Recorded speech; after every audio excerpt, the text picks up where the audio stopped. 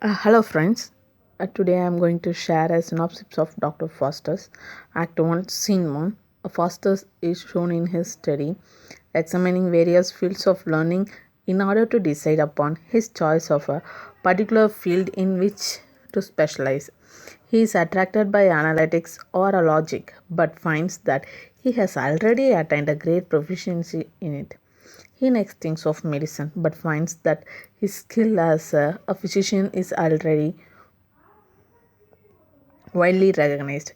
He also deplores the fact that the study of medicine has not enabled him to make a human beings immortal or to bring a dead man back to life.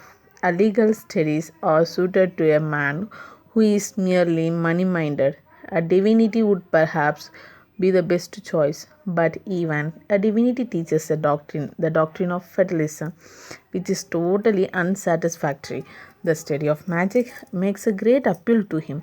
A magic will bring him not only wealth but power and glory. Magic will enable him to extend his authority as far as the mind of a man can go.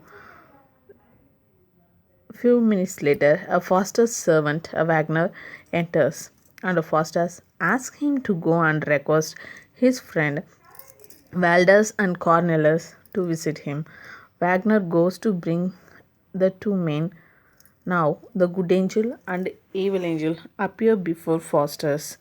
The good angel asks Faustus not to read the book of magic but to study the scriptures. The evil angel encourages Faustus to study magic and to become as powerful on the earth as God is in the sky.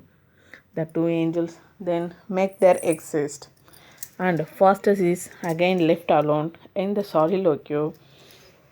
Faustus dwells upon the power and pleasures that he will be able to enjoy by means of a magic. He will make a spirits bring him a gold from India, pearls from the ocean, and delicious fruit from all corners of the new world. He will make a spirits read to him a strange philosophy and tell him the secret of foreign kings.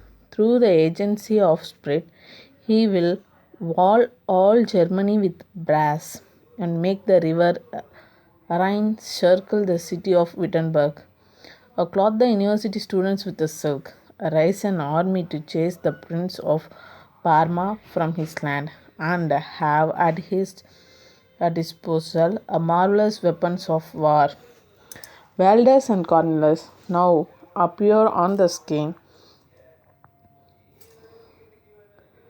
Faustus tells them that their advice to him to practice magic has proved effective, but he makes it clear that it is not only because of their advice but because of his own free choice that he has decided to study and practice magic. Magic, he says, has ravished him. He recalls his victories in the discussion he has had with the priest of the German church and says that he has resolved to become as great as magician as Agrippa used to be.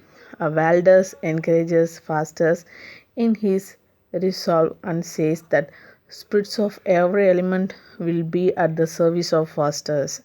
Spirits will attend on him, guard him, and bring a great treasures to him from America.